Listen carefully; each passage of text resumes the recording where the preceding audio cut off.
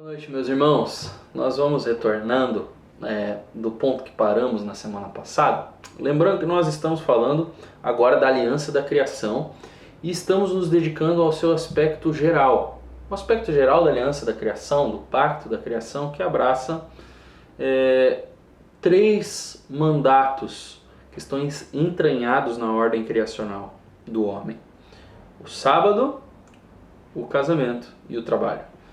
Nós estamos nos dedicando a falar do sábado e nós falamos no último tema que nós falamos na última semana foi a respeito do jubileu sabático de Israel.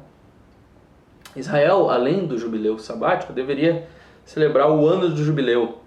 Ao final de 7 grupos de 7 anos, deveria ser observada uma celebração sabática especial pelos israelitas.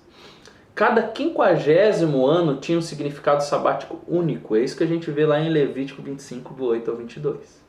Nesse ano, a trombeta deveria soar e a liberdade deveria ser proclamada por toda a terra.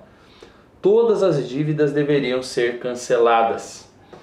De maneira muito interessante, o profeta Isaías empregou subsequentemente essa imagem sabática para descrever a proclamação da liberdade associada à vinda do Messias ungido. Está lá em Isaías 61, do 1 ao 3, se os irmãos tiverem curiosidade de ler.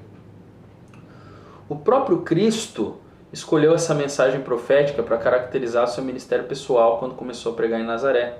A gente vê isso lá em Lucas 4, do 18 ao 19, quando ele diz que o Espírito do Senhor está sobre mim, porque o Senhor me ungiu para pregar boas novas aos quebrantados e pôr em liberdade os algemados. Essa é uma linguagem do ano sabático. Ele está remontando o texto de Isaías e ele está rememorando aquilo que acontecia no ano sabático: libertação.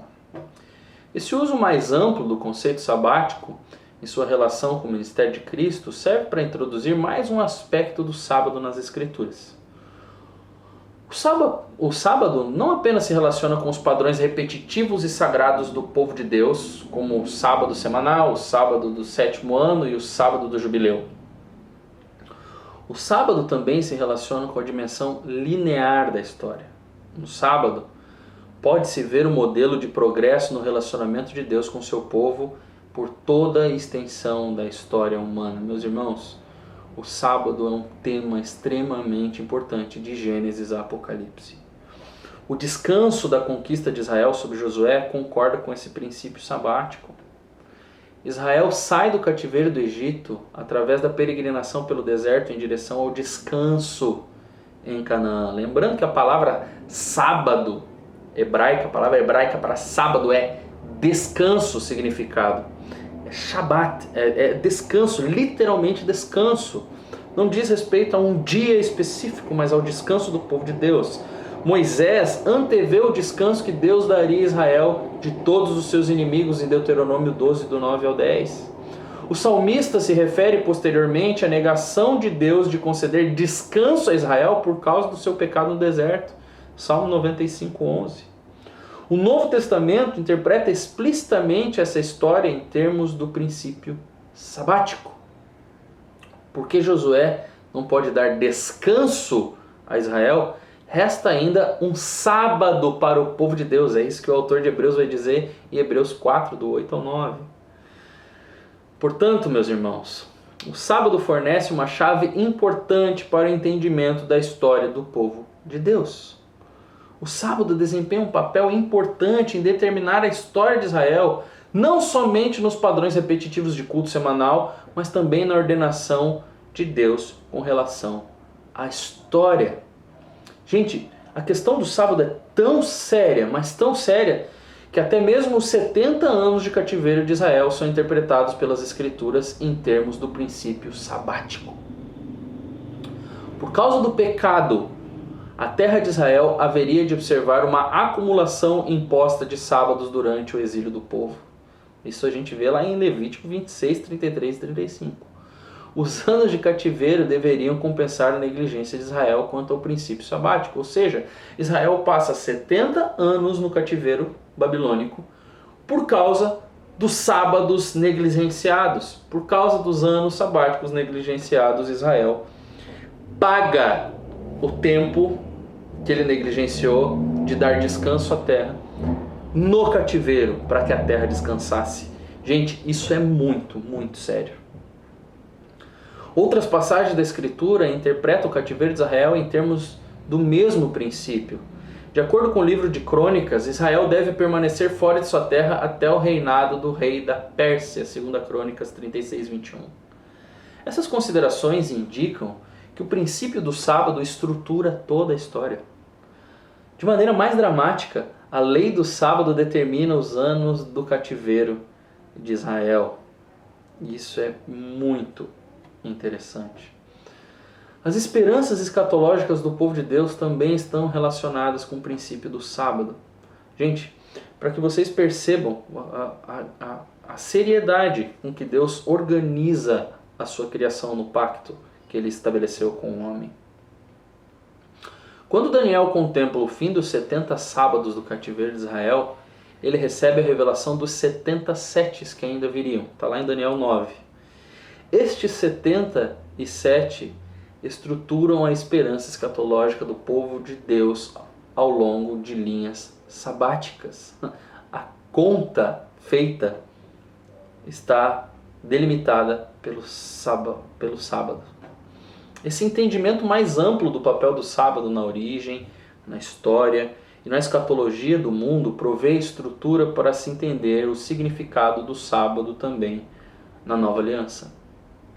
Falar de abolição do sábado sob a Nova Aliança não envolve meramente a negação do significado permanente do decálogo mosaico. Não diz respeito somente a excluir os 10 mandamentos. Envolve uma ruptura das próprias ordenanças da criação. Deus instituiu o sábado na criação. Da história, Deus está regendo a história por meio do princípio sabático. E da consumação, Deus irá consumar a obra também de acordo com o seu princípio sabático. Então, aquilo que nós encontramos na Escritura não nos permite falar de abolição do sábado. Ao invés de nós negarmos o papel do sábado na redenção, os participantes da nova aliança devem regozijar-se nos privilégios associados à ordenança sabática final de Deus. Veja, enquanto se deve notar a linha de continuidade entre o sábado da antiga aliança e o da nova aliança, nós devemos capturar algo do frescor dessa nova situação em que nós estamos. A totalidade sob a antiga aliança se moveu em direção a um objetivo. A totalidade da história sobre a antiga aliança se moveu em direção a um objetivo. O descanso sempre permaneceu adiante do povo de Deus. O próprio padrão de 6 dias de trabalho se movendo em direção a um dia de descanso retrata precisamente o caráter antecipador da vida sob a antiga aliança. Esse padrão não apenas reflete a ordenança da criação, também torna vívida a posição da esperança futurística que estilizava a perspectiva da vida do crente da antiga aliança. Ou seja, o crente da antiga aliança esperava por algo que viria, esperava por um descanso. Ele trabalhava a sua semana toda esperando o dia em que ele descansaria no Senhor. Isso é uma figura muito poderosa a respeito daquilo que eles estavam aguardando. Eles trabalhavam em busca da esperança redentiva messiânica que viria. O princípio do sábado sobre a antiga aliança foi apropriadamente associado tanto com a redenção quanto com a criação. O caráter de um sábado, sétimo dia direcionado para frente, antecipou o dia da restauração consumada da redenção. Ainda mais explicitamente, a segunda dádiva da lei entrelaça o sábado com a redenção. A única modificação mais importante do decálogo que a gente vê na recapitulação da lei lá em Deuteronômio 5 diz respeito à razão dada para guardar o sábado. Deuteronômio 5:15. Agora a razão para guardar o sábado para o povo de Israel se refere não somente à criação, mas também à redenção. Porque Deus deu descanso pela redenção, Israel deve observar o sábado. Porque Deus libertou Israel do cativeiro do Egito, agora Israel deve descansar no Senhor. As duas razões alternativas para se guardar o sábado enfocam 2 grandes pivôs do relacionamento histórico de Deus com seu povo. Esses dois acontecimentos têm igual importância. A criação dá origem a um povo de Deus. A redenção cria um novo povo para Deus e em cada caso o sábado está desempenhando um papel vital. Essa perspectiva não deve ser esquecida quando se considera o lugar do sábado sob a nova aliança. Por sua ressurreição dos mortos, Jesus Cristo consumou os propósitos redentores de Deus. Sua vinda à nova vida deve ser entendida como um acontecimento tão significativo quanto a criação do mundo. Por sua ressurreição, pela ressurreição de Cristo, ocorreu uma nova criação. Para ser mais preciso, a ressurreição de Cristo significou um evento que superou até mesmo a atividade criadora original de Deus. Na ressurreição, Deus levou a cumprimento final seu programa criador-redentor. A criação original produziu o mundo, mas a criação da ressurreição levou o mundo à sua destinada perfeição. Ou seja, nós habitaremos no lugar perfeito eternamente. Por essa razão, o cristão compreende a história de maneira diferente. Ele não apenas olha para frente, rumo a uma redenção que está por vir, como fazia o crente da antiga aliança. Ele não espera meramente por um descanso sabático no futuro. Ele olha para trás, para uma redenção que já foi completamente cumprida em Cristo Jesus. Ele se firma confiadamente sobre a base daquilo que o passado já trouxe. Portanto, é apropriado que a nova aliança altere radicalmente a perspectiva sabática. O crente em Cristo de hoje não segue o padrão sabático do povo da antiga aliança. Ele não trabalha primeiros 6 dias olhando com esperança em direção ao descanso que virá. Ao contrário, nós começamos a nossa semana nos regozijando do descanso já realizado pelo evento cósmico da ressurreição de Cristo. E então nós entramos alegremente nos 6 dias de trabalho que estão diante de nós, confiantes no sucesso por meio da vitória que Cristo já alcançou. Ou seja, o dia do Senhor, o culto do cristão no domingo, a guarda do sábado, que para nós agora é o domingo, o Kiriak Himera, o dia do Senhor, para nós é o deleite na redenção já ocasionada por Deus. Nós nos deleitamos no primeiro dia da semana, porque nós não estamos aguardando uma redenção, porque nós estamos nos deleitando na redenção já ocasionada por Deus. E agora vivemos a nossa semana de acordo com aquilo que Deus já fez por nós, de acordo com a vitória que Cristo alcançou por nós. Então, quando nós consideramos o significado da legislação sabática do Antigo Testamento para nós, agora no Novo Testamento, devemos fazer certa distinção entre a essência permanente das realidades do Antigo Testamento e a palha temporária que as envolve. Por causa da sua posição no corpo dos 10 mandamentos, o sábado semanal mantém o seu caráter obrigatório para o beneficiário da nova aliança de uma maneira que não se aplica, por exemplo, ao ano sabático ou ao ano do jubileu. Ou seja, nós somos sabatistas, mas guardamos o sábado no domingo.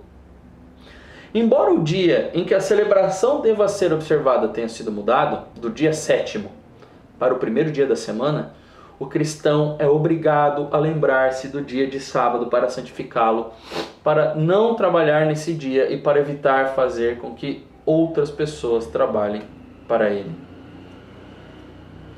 Ou seja, as 10 palavras, os 10 mandamentos, derivam seu poder obrigatório do fato de refletirem a natureza do próprio Deus.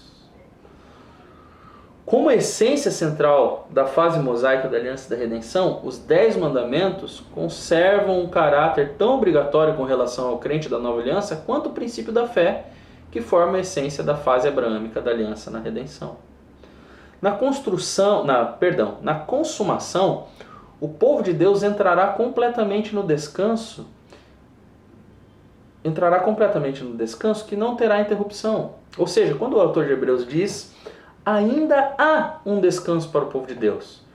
Quando ele entrar no estado de ressurreição com Cristo, ele conhecerá o sábado da consumação da nova criação. Em resumo, o princípio sabático da ordenança da criação se manifesta de diversas maneiras ao longo das Escrituras, tanto nos padrões repetitivos da experiência de culto, quanto nos padrões de consumação da história, a ordenança do sábado desempenha um papel muito determinante para nós. Essa ordenação afeta claramente a estrutura da história e, tendo sido abençoado por Deus na criação, o sábado consuma os propósitos divinos na redenção. Veja, meus irmãos, o princípio sabático é um princípio muito importante para nós e ele está entranhado, foi estabelecido no pacto da criação. Ele foi estabelecido antes de Moisés existir. Ele foi estabelecido na ordem criacional. Nós precisamos estar atentos a isso se quisermos honrar a Deus em tudo nas nossas vidas. Que o Senhor Deus guarde vocês na sua graça, perseverantes em fé. Que o seu rosto glorioso resplandeça sobre vocês, no nome de Cristo Jesus.